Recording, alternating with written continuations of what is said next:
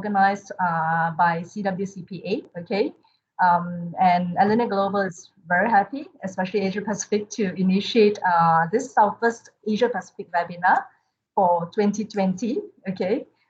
We've had a lot of initiatives as we've gone along. As you know, some of you, if you're not aware, on the International Accounting Bulletin this year, Elena Global is now ranked #2 amongst world associations. And we have had a lot of initiatives. We have had our APEC Connect introduced, and we have always have more than 25 partners on the course. We have new member firms in Japan, Taiwan, and Bangladesh, and we have had inorganic growth in Thailand, South Korea, as well as China. Okay, and our COPs introduced last year was audit, tax, corporate finance, and accounting outsourcing. We have new ones coming up: business development, firm of the future, and HR.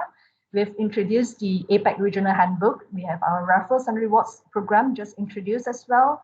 We have our global working group in line with COVID-19 now to help discuss the challenges and issues and some of the mediating measures. And we have just launched our inaugural APEC newsletter as well, just a bit of a brief on Elena Global. Back to the presenters today. CWCPA is a professional advisory firm with offices strategically located in Hong Kong, Shenzhen, Guangzhou, and Shanghai in mainland China, Barcelona in Spain, London in UK, and Colombia as well. So what is Greater Bay Area? I think a lot of you should be aware of it. It is an ambitious grand vision to integrate Hong Kong, Macau, and the 9 Guangdong cities, okay, that will somehow be a world-class technology powerhouse. Greater Bay Area is envisioned to be the next Silicon Valley, to becoming the world's biggest Bay Area, okay? And today's webinar is entitled Building Stronger Linkages and Growth Throughout the Bay Area is brought to you by CWCPA. And saying this, I will pass on the baton to Thomas Wong, co-owner, with Rosanna on the screen as well, and for CWCPA. Thomas also wears many respectable hats. He serves as an investment promotion ambassador of Invest Hong Kong, of the government of Hong Kong Special Administrative Region. Okay. Apart from that, he's very active as well in promoting Hong Kong to overseas enterprises, and also an international advisor of Guangzhou Municipal Board. So he leads his team to assist overseas enterprises to establish physical presence in China, particularly the Greater Bay Area. So I will pass on the baton to you, Thomas. Yeah, okay. Good morning, everyone, friends of Elena Global and friends of CW, all right? So first of all, let me, on behalf of our firm, CWCPA, we thank all of you, for your participation, in this webinar pertaining to the Greater Bay Area. And during this COVID period, I think all of us, surely are very, very busy, walk that extra mile to work harder, to make ends meet. So I think that to achieve this, to making ends meet, we must have friends. Without friends, I think, things would not have been possible. So I'm very grateful that, my partner and me, Rosanna and me, we are in the fold of Elena Global. And Elena Global, because of its presence worldwide, in so many countries and, with so many member firms, this has been a very powerful marketing tool for me and Rosanna to promote our firm, in this COVID period, that we are not resting. We are, really very international. We are going international. We show to our clients and friends that with Elena Global, we work hand in hand, with a lot of initiatives, in particularly, during this COVID crisis. So, well, I just brought out the element of friends, so I said that without friends, things would not have been possible, during this COVID period. So I am sure that we want to create a very strong bonding amongst ourselves, amongst our Asia Pacific region, member firms, to develop a stronger partnership and friendship. And with this, we need a tool. The tool is not just debit or credit, or not just, consultancy or whatever. The tool itself is a macro tool. The tool itself is a marketing tool.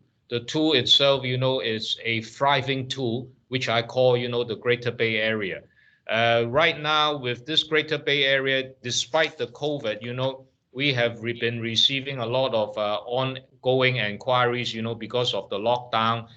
People are already planning, to leverage, of the growing importance of this Greater Bay Area. So our firm, CWCPA, is very, very lucky and fortunate that we have developed the Greater Bay Area 2 years before even when the China government, has its official blueprint, about how to formulate strategies, for the Greater Bay Area. I chose, and Rosanna chose, Greater Bay Area mainly because of, a few common things. Number one is the language. The language, because we all in this Greater Bay Area, we speak our dialect called Cantonese. So, we have been able to secure a lot of friends, in this Greater Bay Area in the past few years, and very, very lucky that, we have even fostered a working relationship, with the Shenzhen government, where their Shenzhen commercial municipality appointed our firm consecutively 3 years to be their representative, in the Latin American market. So having said that, the Greater Bay Area, afterwards, Rosanna will say something, and Delilah and Phoenix will talk more in depth. Both girls, Delilah and Phoenix, they are more on the business development for CWCPA. Now, so I want to tell all of you that now, despite of COVID, we have a lot of incoming inquiries for the Greater Bay Area. Why? Because COVID shows that, shows that people have changed their working mode. From real-time office work, they work at home. They work from home. We call remote working. And then also it shows another important growing importance, it's what we call, the e-commerce. Therefore, why Greater Bay Area is so important, because if you look back, Shenzhen, our city crossed the border of Hong Kong. Shenzhen has a few important, IT players or IT companies, giants.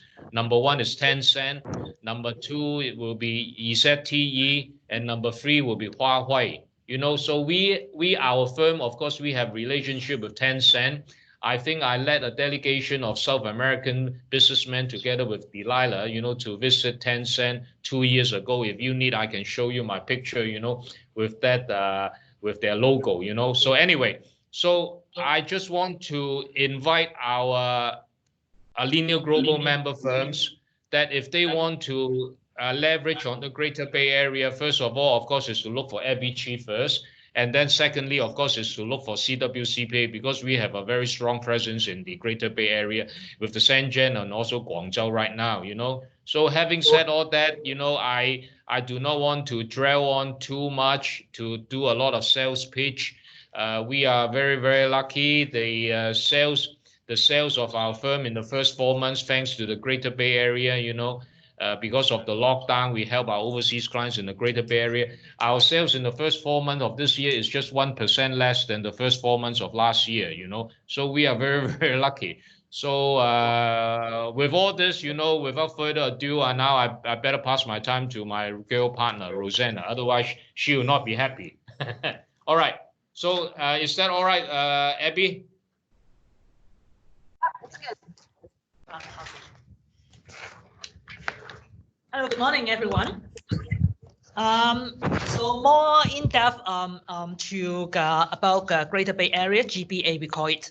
So according to the magazine The Economist in late February 2020, the most capable high-tech companies see China as the market of the future for such promising industries as autonomous vehicles, robotics, and the Internet of Things.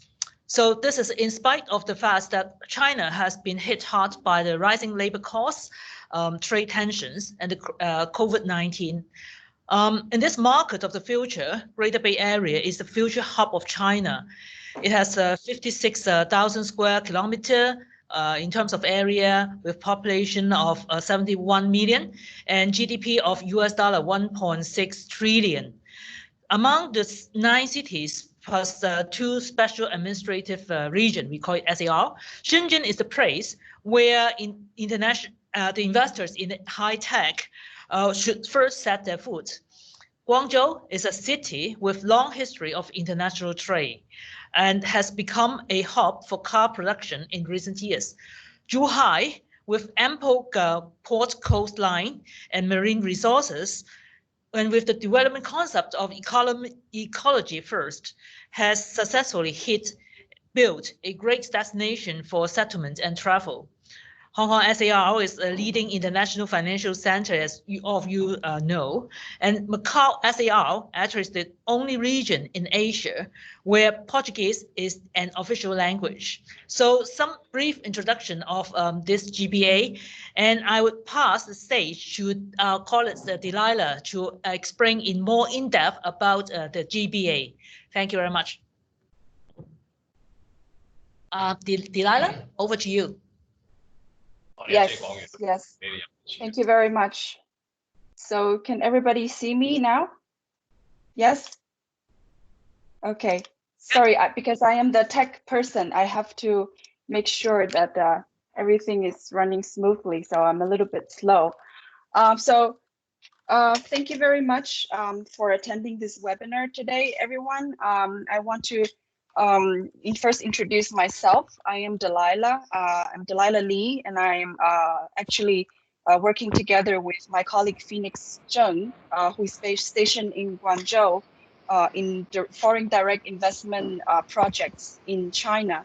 And today, Phoenix and I will give you more in-depth introduction of the Guangdong, Hong Kong, Macau, Greater Bay Area. So I would like to start off with introduction of the Greater Bay Area. So as you can see in the map, the Greater Bay Area, or as we call it GBA, is located in the southeastern regions of Greater China. And this region encompasses 9 cities in the Guangdong province, as well as the 2 special administrative regions of Hong Kong and Macau. And all of these cities, actually, you can reach to all of these cities within 3 hours reach of each other, either by car, by high-speed railway, or by ferry. And in terms of size, the GBA actually currently is the largest Bay Area in the world in terms of land size and population. Just to put things into perspective, it is 2.6 times as big as the one of New York metropolitan area, and the population is 9 times as big as the one of San Francisco Bay Area. And in terms of the GDP, the World Bank data shows that the GBA would rank as the world's 12th largest economy, right behind South Korea. Within China itself, the GBA only accounts for 0.6% of China's land and 5% of the population, but the average GDP per capita is more than double the China average. But of course, if we look at the GDP per capita data, of course, for example, the San Francisco Bay Area produces 5 times more than the GBA. And this is actually what the GBA initiative is aiming for. It is aiming at reducing this productivity gap over the next decade. Excuse me.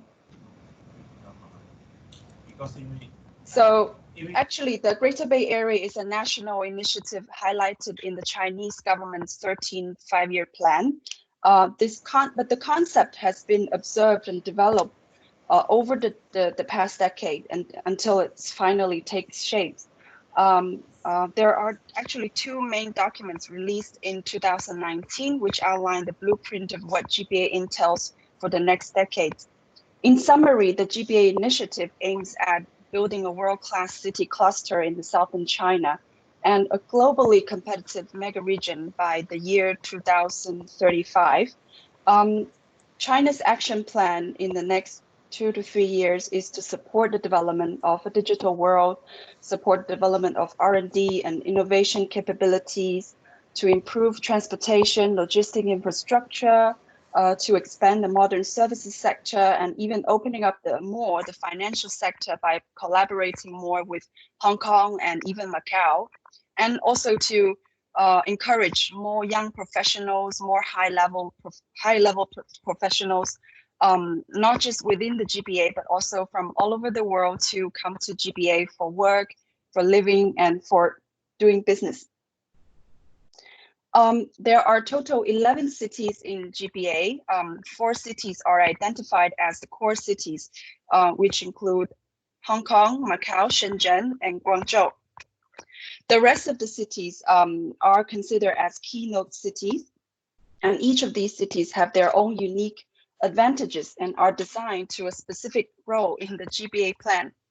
And the heart of the GBA initiative is the development of a productivity cluster amongst these 4 core cities. And the idea is that the other city will feed off the strength of the core cities and specialize in certain supporting industries such as high value manufacturing, pharmaceuticals, energy, and other industries that support the development of these core productivity cluster.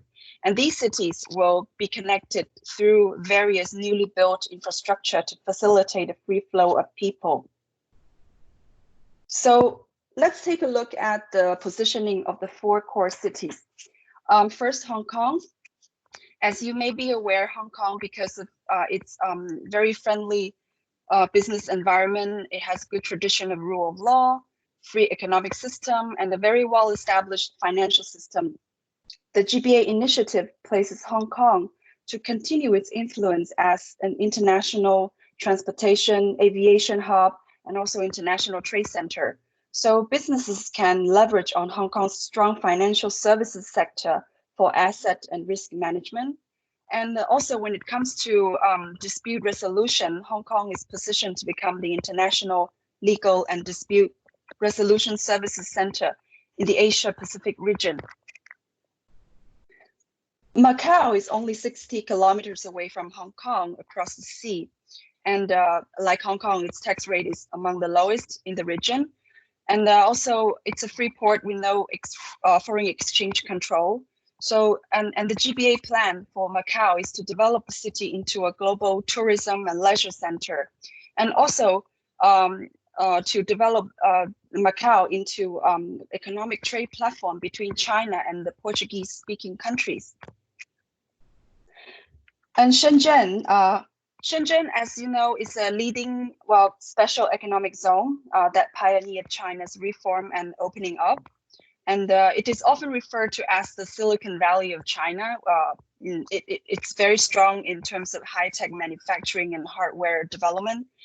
And somebody say that, well, 1 week of work in Shenzhen is equal to 1 month of work at Silicon Valley.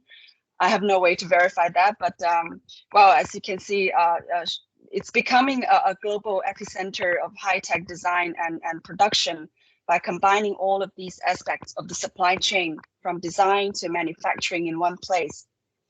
And lastly, Guangzhou. So Guangzhou is the capital of Guangdong province. It's a national historical and cultural city. It's quite well known as a gateway to China in terms of international commerce and trade and transportation. Well, usually when we when we travel to the rest of the country, somehow we need to go to stop by Guangzhou. So the city actually uses a high-speed railway to connect to all over the country. Well, the Greater Bay Area plan for Guangzhou is to develop the city into an international commerce, industry center, and also a transport hub. So what does it mean to do business in Greater Bay Area? What benefits does it give you? Well, in our opinion, it can be summarized in 4 areas. Number 1 is that you'll enjoy more government collaboration in order to integrate these 11 cities and enhance the exchange of people, the goods, and the capital.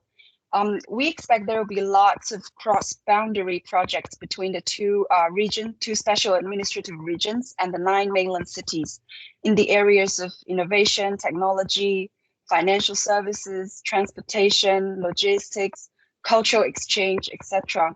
So we believe that a lot of business can either take part of these projects by either providing services or solutions, or just enjoy the beneficial outcome as a result of these projects.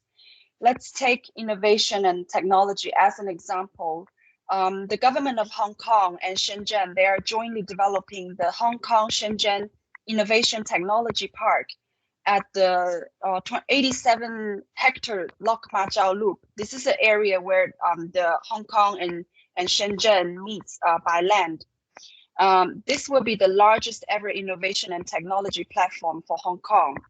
And actually, one of our clients, which is a Mexican architectural firm, they recently participate in a bidding for a project to design an office building for this technology park. Second is that you make better use of Hong Kong or Macau's free and open economic environment to structure your business into mainland China. There are existing double taxation arrangements between Hong Kong or Macau and mainland China. There are closer economic partnership agreements among these regions. So there are ways to get better access to the mainland market as a foreign investor using the Hong Kong or Macau platform.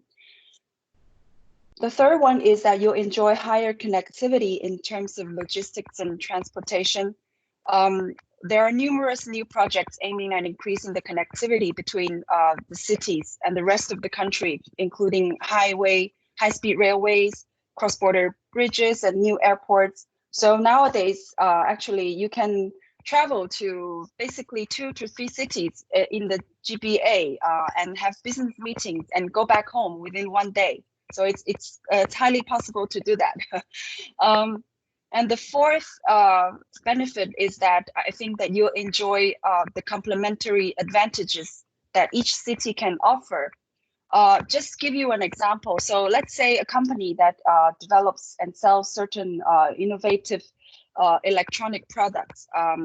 So they can consider, for example, first set up a company in Hong Kong for investment holding purpose, and also for doing the business transaction with other Asian or even international markets. Then they can consider set up a subsidiary in Shenzhen to manage their supply chain and also do some hardware research and development, or a branch office in Guangzhou for distribution to the rest of the country, or consider setting up a manufacturing plant in a very low-cost GBA city. So depending on your business objectives, you have plenty of planning opportunities to maximize your operational efficiency. And in the next section, I want to highlight some preferential policies for supporting businesses, encouraging innovation, and attracting talents. Well, we do not intend to cover everything comprehensively, but we hope to highlight some that could be relevant to foreign businesses. We'll talk about 3 areas: attracting high-level talent, encouraging technology and innovation, and opening up the financial sector. Yeah. So in terms of attracting high-level talents, first, there are preferential immigration policies to grant certain qualified high-level talents permanent residence status. Generally, a high-level talent is someone who is highly skilled or with specialized qualities that are urgently needed due to short supply among Chinese.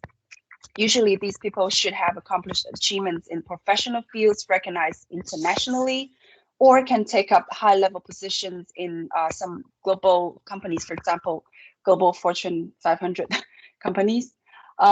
Second, there are policies to encourage foreign students to start up innovative business in the free trade zone of the Guangdong province.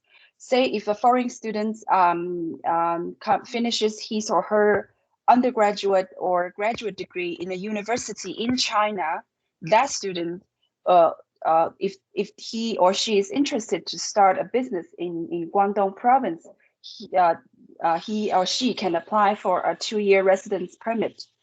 And furthermore, Guangdong province is also exempting visa requirement for foreign visitors up to 144 hours. This is very convenient for foreign executives who needs to travel to Greater Bay Area for business, set up companies, meeting clients and suppliers, etc. My last point before I pass on to Phoenix is about the implementation of the individual income tax preferential policies for high-end talent and talents in short supply. Each municipal government in the GBA cities will grant subsidies to the residents for the individual income paid exceeding the 15% taxable income. So this is very important because it's considered as a breakthrough in terms of the integration of all these GBA cities. Since one of the discussion focus of the GBA development is how to integrate these cities, which obviously there are different systems there. So when we talk about tax, there are obviously 3 different tax jurisdictions. So this policies is really a breakthrough to attract more high-level talent from Hong Kong and Macau. So not going into the details, but the idea basically is that if you work in if you qualify meet some certain conditions, the individual income tax that you pay working in the GBA cities, there will not be more than 15% over the taxable income. The local government where you report your income, they will refund the portion exceeding that 15%. So just to give you a basic idea of what are the conditions. So first you must meet all of these 3 basic conditions, which are either you're a Hong Kong or Macau permanent resident, or you are not a permanent resident, but you live in Hong Kong under the admitted under the Hong Kong immigration schemes for talent, professionals, and entrepreneurs. You're a Taiwan resident or you're a foreigner. Second is that you work in the GBA cities and you pay taxes according to the mainland income tax law. And the third is that your social credit is in good standing. You comply with laws and regulations. You do not have any violation record. And after meeting the above 3 conditions, you must also meet one of the following conditions, is that either you are qualified as a high-end talent or qualify as a talent in short supply. Now, as I mentioned earlier, a high-level talent is someone who have accomplished internationally recognized achievement or capable in taking up important senior level management position in global companies. Well, the detailed definition will vary city by city. So we're going to have to look at into each city to give you the exact definition. And also, as for talent in short supply, this is also somewhat different city by city because each city is in different development stage. So they have certain degree of autonomy to decide what is defined as talent in short supply. And just to give you a snapshot of what it will look like, let's take an example of the city of Guangzhou. So, well, as you can see, talent in short supply in Guangzhou, they are chartered financial analysts, CPAs like us, senior management who are engaged in these new industries like new energy, new generation information technology, modern e-commerce industries. So yeah, so as you can see, this is these are the talents that we really need a lot in China. So the next few sections, I'm going to have to pass on to Phoenix to continue talking about the preferential policies in terms of income tax. Yeah, Phoenix. Hello, thank you, Delilah. Ladies and gentlemen, this is Phoenix. I'm based in Guangzhou. I'm the FDI legal counsel of CW.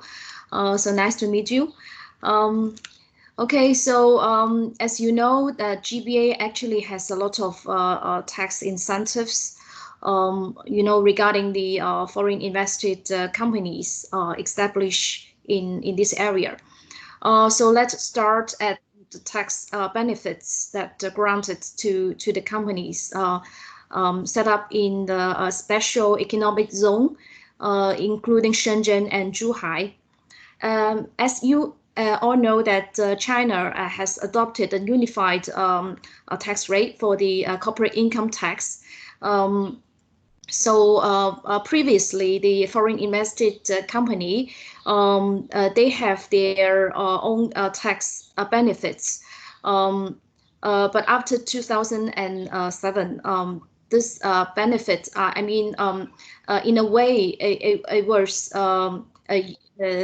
unified or consolidated with the domestic tax regime.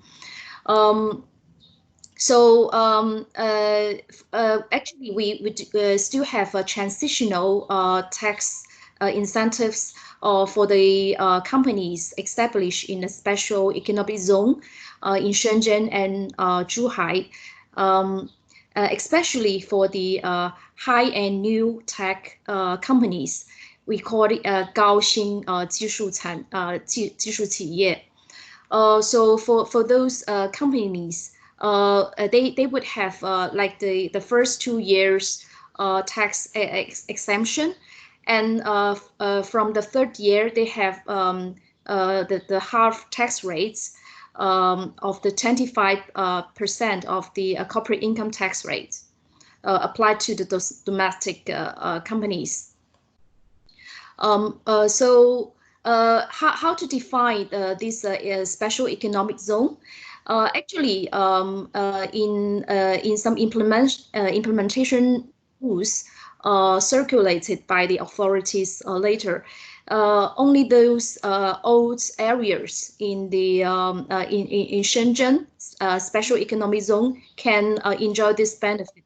So the new areas like Guangming, Xinqiu, Longgang, Bao'an, and Longhua, those areas, they cannot enjoy these benefits. And also there are some criteria to meet in order to be defined as the high and new high-tech companies, 高新技术企业. So special attention need to be given to like the numbers of the technical staff, and also the percentage of their revenues contributed, for by the high-tech industries in the total income of the companies. Only after the companies are identified or ascertained as the high and new technology companies can they enjoy those tax incentives.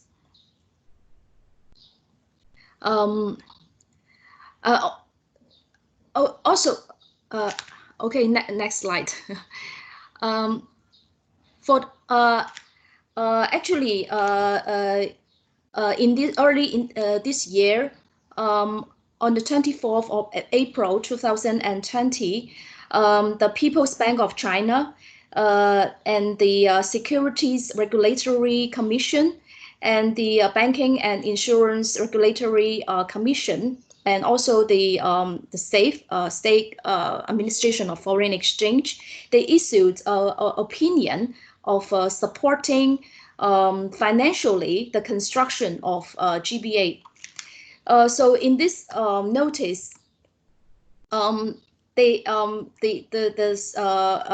state government they have supported for example, the construction of the overseas RMB investment loan fund, which is devoted, to support the outbound investment from the Chinese enterprise to the overseas markets.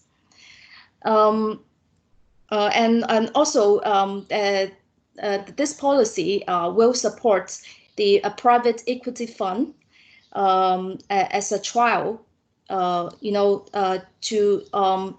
facilitate the cross-border investment. And thirdly, they will support the related fund like the insurance, banking fund in the GBA area. And also they will support the non-investing enterprise to to initiate the investment in the equity. Okay, please, next slide. Okay, so next we will talk about what factors should the overseas SMEs consider before they set up the enterprise in the GBA. There are a few factors to consider.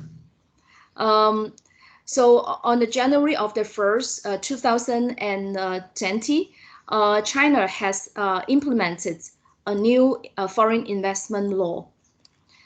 So before this law was enacted, actually there are a few laws and regulations to apply for the foreign investment. That is the wholly foreign-owned enterprise companies and the Sino cooperated invested enterprise and Sino foreign equity cooperated enterprise.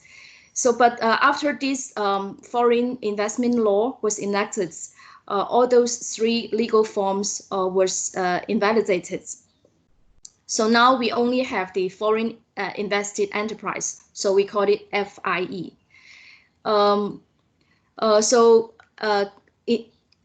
In terms of the organizational forms, we do not consider the JV or the WFI anymore. We only have the FIE. So please keep in mind that before January the 1st, a Chinese individual, normally they cannot set up a joint venture with the foreigners in the name of as an individual investor. But after this new foreign investment law was enacted, actually they can form a normal limited liability company as other domestic shareholder. Yes, so this is one of the major difference before and after this new foreign investment law was enacted. And also they have the foreign investors, they have the equal treatment. Because we actually adopted a negative list regime for the foreign investment sectors. But after this law was adopted, we also have the negative list for the domestic markets. This will be also applied to the foreign investors, meaning that the foreign investors, they will actually have to comply with two negative lists. One is for foreign investment, the other is for the domestic industries. And the third factors is that this law has IP protection, meaning that they will enhance the protection against the intellectual property rights. In the terms of the, for example, the AOA or the investment contract, they will not force the foreign parties to transfer their technology to the Chinese party, and which actually was one of the disadvantage or shortcoming in the old JV law. And also after this law was enacted, it will be much easier to register an FIE. Nowadays we do not have the filing for the MOFCON, which sometimes is quite time consuming, but now we only have a very simple reporting system online with the MOFCON, and which will be consolidated with the system of the AIC, which is now is the MSA, the Market Supervision Administration. So it will take much shorter time to set up an FIE than before. So for the market access, as I mentioned, there is a special negative list for foreign investment. And in this negative list, the restricted sector for foreign investment actually has substantially decreased than before. Which means that in the past, it would be quite difficult to set up some like a WUFI in some special restricted area. But now a lot of area has been open to foreign investment, so it would be much easier to set up the FIE. And also the FIE, they need to comply with the restriction for the domestic markets restriction. So they have to also get the approval from the authorities in charge of respective industries, like, for example, tourism, or in some area like the security regulatory commission, for the financial sector, etc. Yes, so next slide. In terms of the forms of establishment, so now we have the choices of FIE. So as I mentioned, it's a limited liability company. So it can be also governed by the corporate income, the corporate law in China. And also we have the choice of the partnership. So partnership is a little bit complex. It can be divided into general partnership and the limited partnership. The general partnership actually will be faced with the unlimited liability for the investors. But only the general partners, they can have a say or have the control of the management. So for this partnership, they can have the general partners in charge of management, but who will be faced with unlimited liability, and the limited partners who will not be charged of the management, but they will have the limited liability. And also we could still have the rep office. So for the rep office, it can only be engaged in the liaison activities, meaning they cannot do any business activity that will generate the business income to the RO. And in terms of the incorporation, it will be maybe more simplified than the FIE. But in terms of maintenance, we would say that it is much more costly than the FIE, because every year for the annual renewal, we need to submit a lot of documentation, especially those notarized and legalized, in the country of investment. And also nowadays the local government, they do not encourage the setup of RO, so sometimes they will restrict the numbers of visas to be granted for expatriates in RO. And also, of course, we can still, the foreign investors, they could still invest in the manufacturing, services, wholesaling, retailing, and the franchising activities. So all those areas, they can be, incorporated in the form of FIE. And in terms of the holding and corporate operating structure, we could advise the shareholders to consider a few factors, like how to structure their holding companies in terms of the profit repatriation.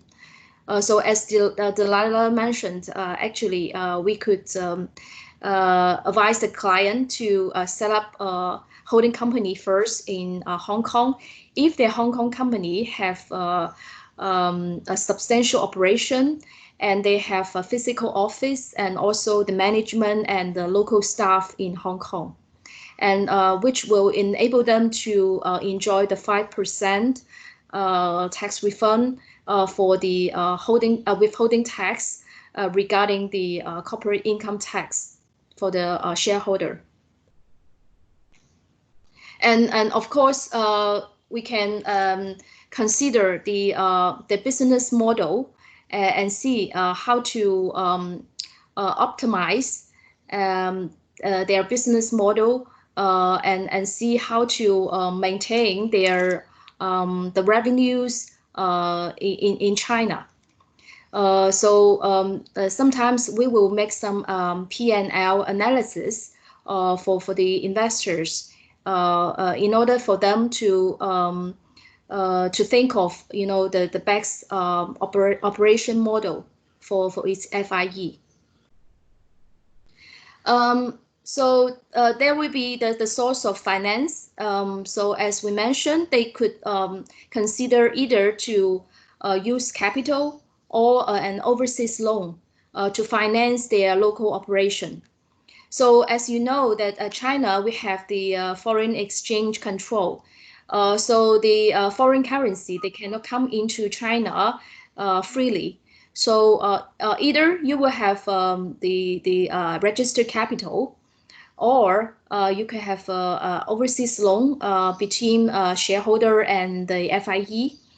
Or of course, you can still think of like a service agreement, the intercompany service agreement between the investor and the FIE. So all this you need to plan beforehand. So you can talk to us. I mean, if you do not know how to structure your investment. So the next factor is the location. Of course, as we are stationed in GBA, we would recommend you to consider one of the cities in the Greater Bay Area as the location to set up the FIE.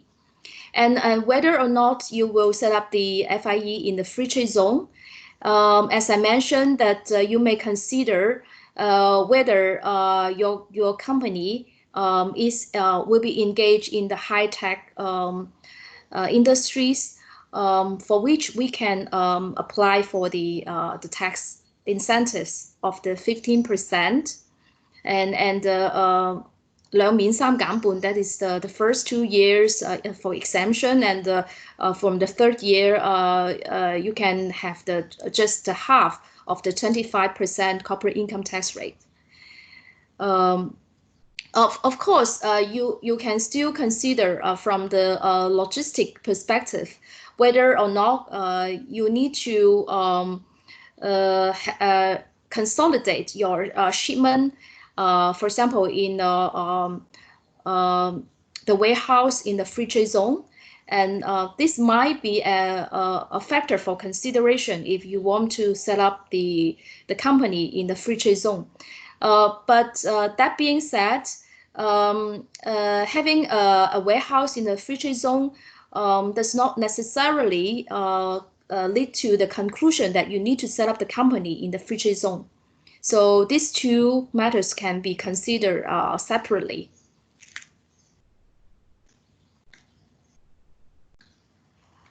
Okay, so I think that's all for our presentation. If you have any questions, please, you're welcome to ask in this Q&A section.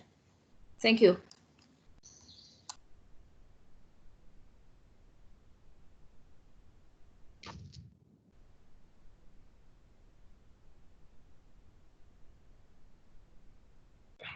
So now is the Q&A session, right? So maybe Abby, you want to moderate a little bit and ask those friends whether if they have questions, our CWCPA team, will be more than welcome to give answers, to our friends. Abby? Hi, Thomas. I think we agreed in the group that Delilah will take this on, knowing this topic a lot more. Okay. Anyhow, if there are any questions and all that, please do post it up now, whether you want to post it on the chat or you want to actually unmute yourself and speak up. So Delilah, you take the lead lah. Okay, you ask friends or friends of Alineo Global, whether they have questions or not. Okay. Lily has her hands up. Do you have any questions, Lily?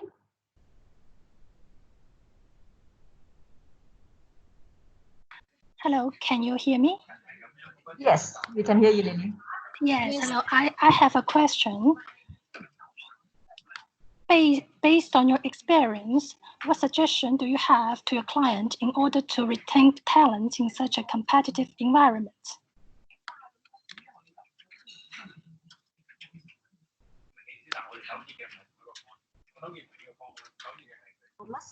Which one of you wants to take on the question about how to retain client in the competitive environment?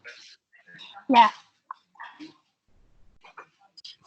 I've write it down in the in the board. Yes. Thomas, Delilah, the next, which one of you wants to take on the question?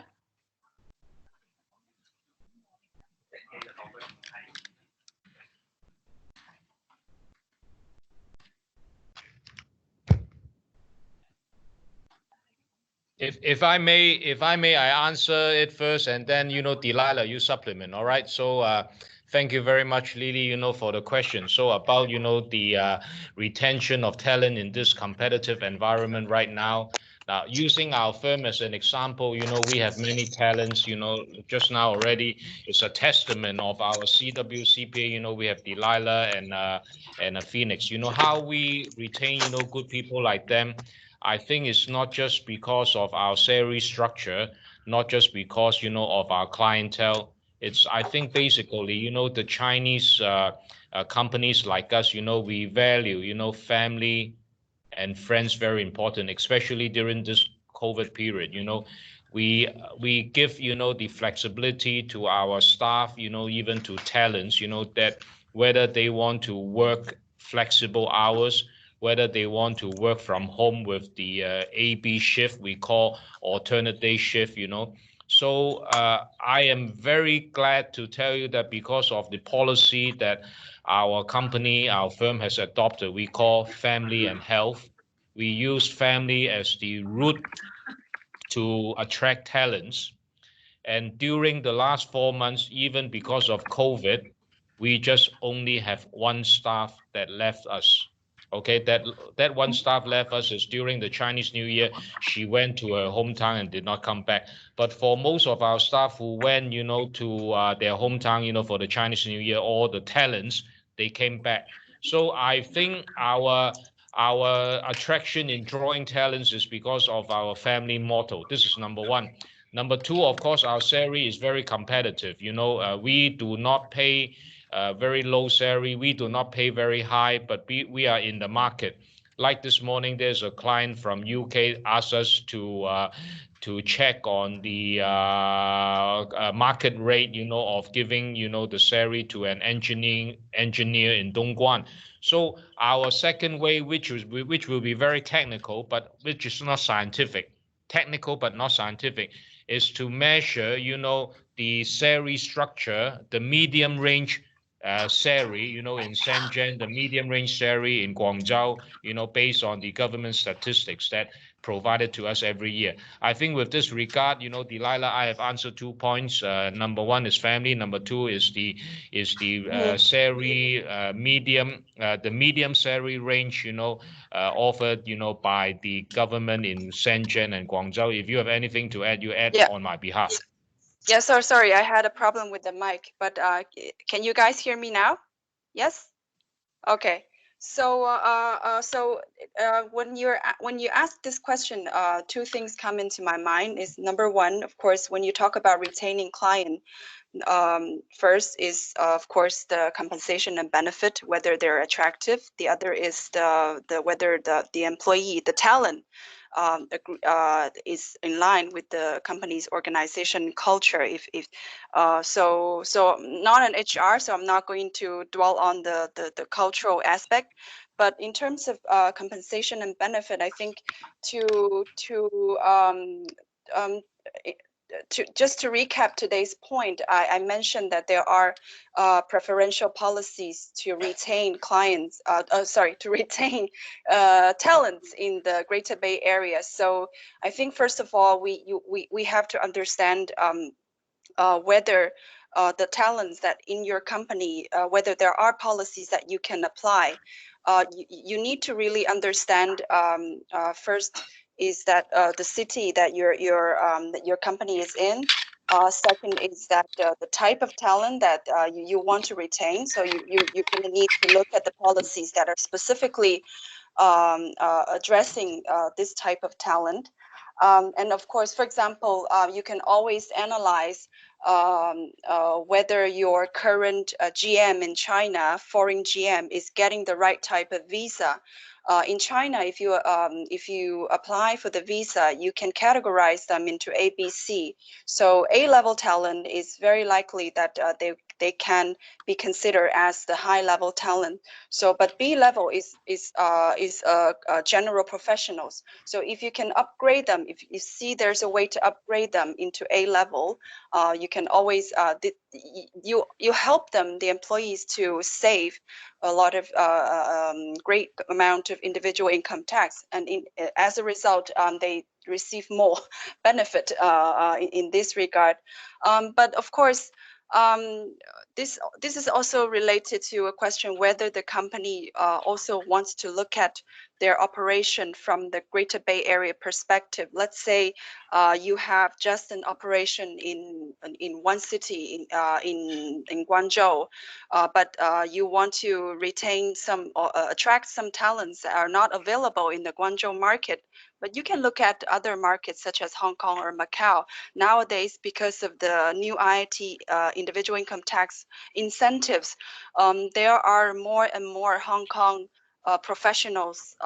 They are willing to work in China because of that. The tax burden is sort of equalized with the tax incentives. So essentially, you need to look at these things from a border perspective, and that sometimes is not a question for HR. It's a question for the business owners, whether they want to do some planning in terms of their business structure. Yeah. Ms. Rosanna here. I'd like to supplement a little bit also. Since I'm a council member of the ACCA Global Council, we have some study or survey of the generation next. Actually, the next generation, they after, of course, the package is important, but also the flexibility in terms of the working hours, and also the working environment is also very important. And thirdly, the entrepreneurial, opportunities to become an entrepreneur is also very attractive for the talent. So give them more opportunities to learn, how to be an entrepreneur, more opportunities for them to develop themselves professionally, are also very important factors. Thank you. Thank you. So is there any others people that wants to Lou from ASQ Malaysia, Delilah, has posted up on the chat asking that he has seen on Facebook that China is planning to replace Hong Kong with Qingdao. Is that true? How? In my perspective, you cannot simply replace the position of Hong Kong. There are several different factors, as I mentioned. the free flow of capital, the good tradition of rule of law, there's no exchange, the free port, all of these policies, all of these benefits.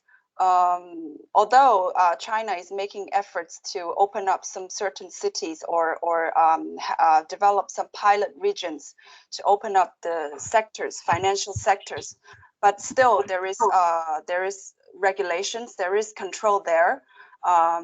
Even though they are opening up, but they are opening up in a way that there are control. And if you want to enjoy certain benefits, you need to apply. But whereas in Hong Kong, nobody is going to ask you why do you have to transfer this money in this currency to another country. Probably this has to be this has something to do with anti-money laundering. But talking about foreign exchange control, I think this is one of the biggest advantage that Hong Kong can offer. And maybe, well, I think our partners, maybe Mr. Wong or Ms. Choi have some other insights about this. Yes, okay. If I may, I would say something now. Of course, as a guy born in Hong Kong and rooted in Hong Kong since 1960, turning to be 60 in September, all right? I have a deep faith in Hong Kong, even though regardless of recent happenings all over the world because of COVID. If my observation is correct, you know, despite that we see now a growing trend of what we call deglobalization, decoupling or whatever, you know, degenerate or whatever. You know, you can now see that there are a lot of listed companies listed in New York Stock Exchange, Chinese company listed in New York Stock Exchange, Chinese company listed in NASDAQ. They are coming back to Hong Kong for their secondary listing, like Alibaba last year, like JD.com recently, and many, many others are coming. If not because of the importance of Hong Kong, you know, financial system, the rule of law, etc., etc. You know, these companies will not, Chinese companies, you know, will not come back to Hong Kong to have their secondary listing. And personally, I see, you know, the way forward is that there will be a lot of Chinese companies listed overseas, but they will now come back to Hong Kong to have their secondary listing. Plus the fact that now because of the lockdown, because of COVID, a lot of Chinese companies really now they have the sentiment of going global. They have the sentiment of going global. But if they want to go global, they would not like to have a branding to be branded as a pure Chinese company. They would like to brand themselves, you know, as a Hong Kong China company. Reason that, in other words, they would root through Hong Kong, using Hong Kong as their intermediary holding company to get, you know, to get to overseas. And I see this trend is really, really, really growing, you know, because based on the business that now we are having, in, you know, enjoying the last few months. All right. So this is my observation. I do not have a crystal ball, but if you see that I'm still alive, I'm still kicking, you know, we are still operating, you know, with such a pace, you know, you can see that, you know, Hong Kong is irreplaceable. If Rosanna wants to add something, my partner, because she is very international, she travels to London a lot, you know, with ACCA. So thank you, Thomas. Actually, I can give you a live example. We have a client, you know, they are founded by the Tsinghua University. They are they develop, they produce, they sell X-ray inspection systems. So their market is all over the world. So they hire us to not just as their auditor, but as their advisors, so that they can, you know, ensure that they comply with the regulations overseas, be it in Poland, be it in South America, in Australia, and even the US. So I strongly believe that we have Hong Kong, the professional firm in Hong Kong has a very important role to play as a stepping stone for both way for overseas investors to invest and do business in mainland China, and the other way around. Thank you. Thank you. I think Owen, our friend Owen, has a question. Hi, Owen. Hello, can you hear me? Yes. Okay, good. There was some problem with the microphone. My question is very simple. Can you share your opinion about Hengqin policies to attract Spanish and Portuguese companies? Okay. Okay. So, Phoenix, you turn on your video. Do you want to speak? Yes. So Hengqin is a free trade zone in Zhuhai. So Zhuhai is also a special economic zone. Compared with other regions, so Zhuhai, I mean the labor force, they will have a relatively lower average level of income. I mean the cost of the labor could be a little bit lower than other districts like Shenzhen. And also relating to your question, as you know that Zhuhai actually is very close to Macau. So Macau is so used to be a colony of Portugal. So I mean there are a large community of Portuguese speaking people in Macau. Also relying on this advantage, so our partner actually has a great interest in developing this Portuguese speaking community in Macau, and that's why in the recent 2 years we have been working very closely with the local government in Zhuhai to develop, you know, the development, the investment in Zhuhai from Macau and maybe other Portuguese speaking countries. Yeah, yes. So do you have anything to add? And Delilah? Yes, I also want to mention that as I mentioned in the presentation earlier, that there are a lot of cross-border projects, and also for Zhuhai, it is positioned as the platform between China and other Portuguese-speaking countries.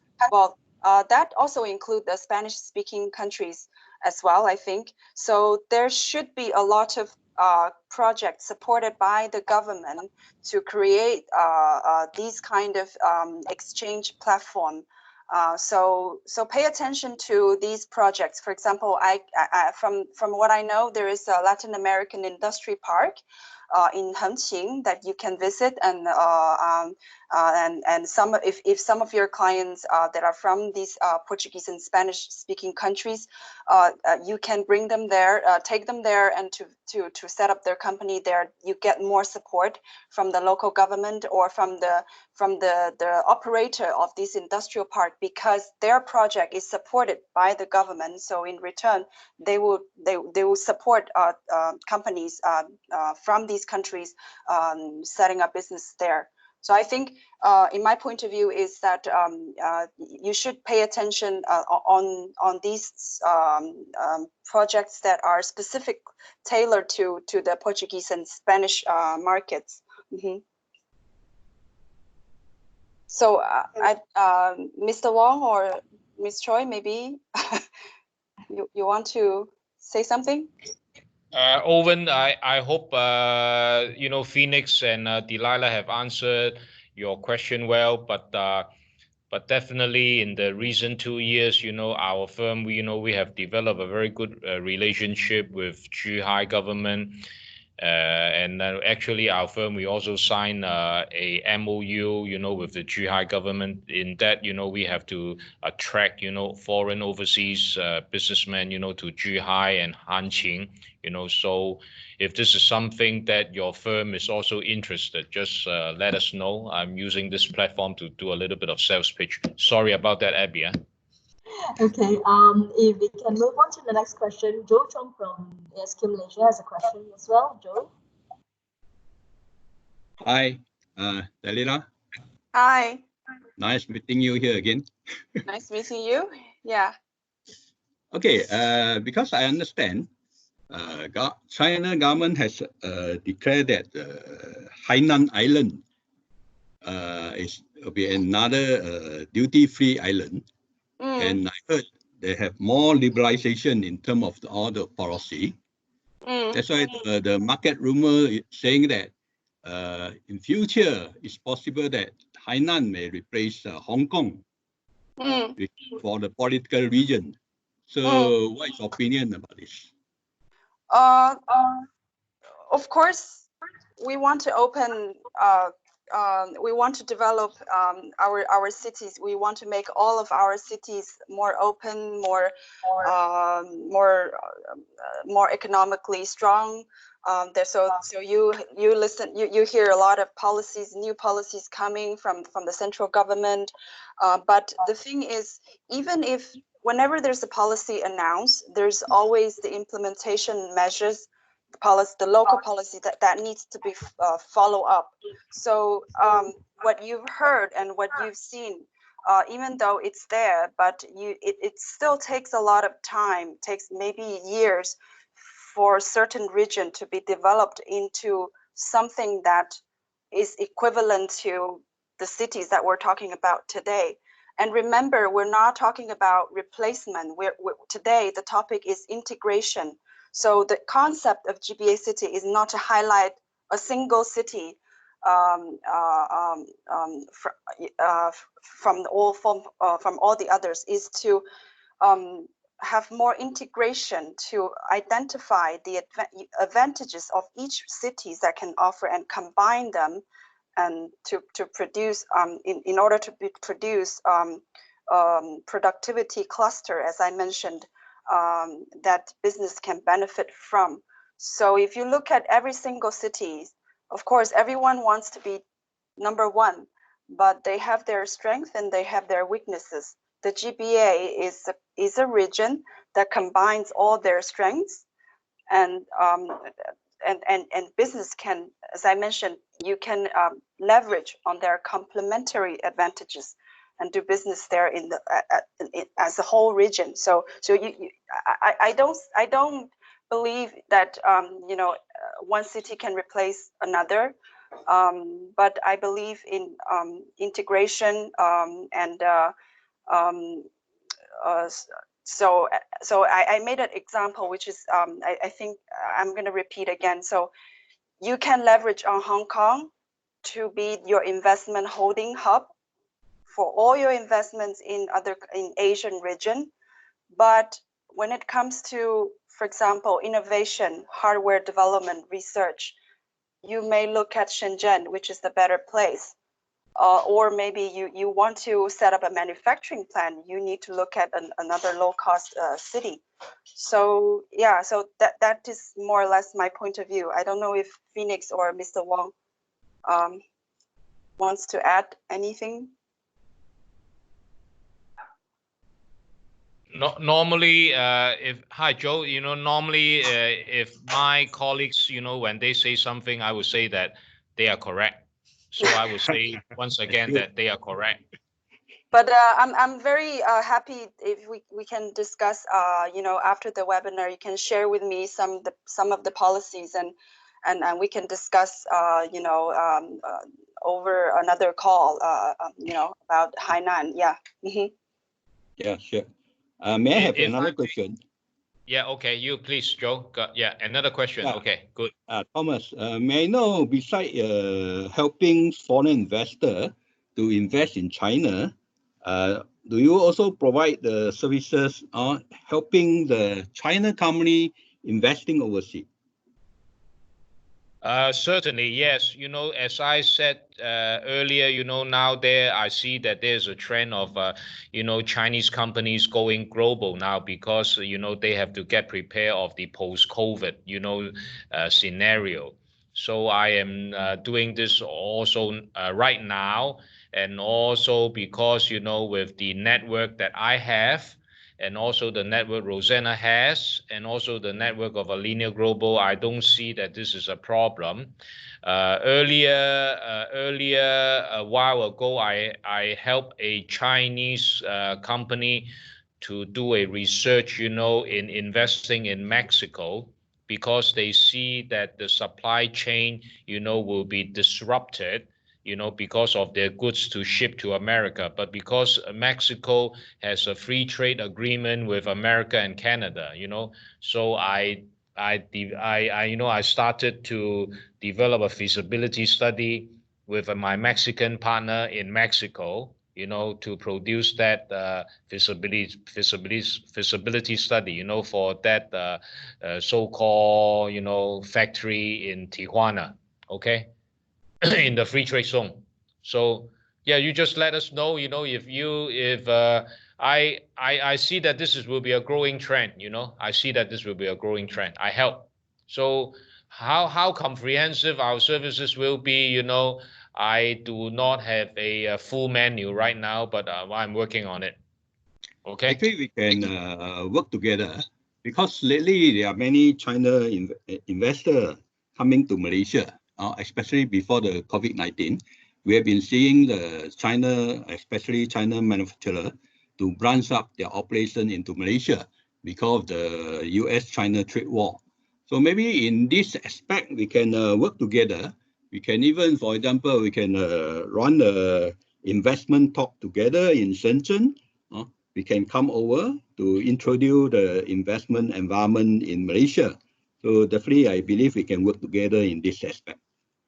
If you do remember, a few months ago, I said, Joe, why not our firm and your firm, we do a seminar, a roadshow in the Greater Bay Area. If you do remember. So yes, this, it's still open, this invitation, all right? Okay, very good. Maybe after the COVID-19 settled down, we can arrange a seminar in Shenzhen. If physical seminar in Shenzhen is not viable, we can do this through Abby, Abby Chi, and then I will, bring my Chinese contacts, whatever, attend this webinar. You bring, your expertise, to attend this webinar like today, and then we give some work to Abby. Yeah, good idea. Yeah. Yeah, we'll do that. To keep you busy, Abby. Thank you. Busy enough. Thank you. Okay, thanks, Joe. Any other questions coming up?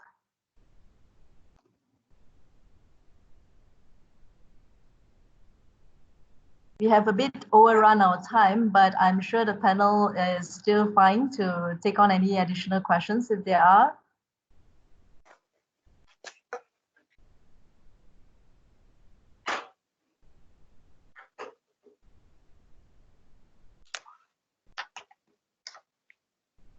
Okay, I don't think there are any further questions now. So I think it was a very good presentation. Delilah, you want to say something? No, I just want to wrap up for you. Sure. But so thank you very much for attending this webinar. I think eventually we've got 30 participants at some moment. So we're happy to answer individual questions after the webinar. Please, any members or any guests here, you're welcome to ask for the presentation. Actually, Abby is going to send to all of you. And if you have specific questions, we're happy to answer you individually. Yeah. I posted my email address on the chat group. If any one of you are not in the Apex CF group, which I will be sending the presentation as well as the recording link to the webinar. So if there are any other things, we can take this offline. Thank you very much, Thomas, Rosanna, Delilah. Thank you, Abby.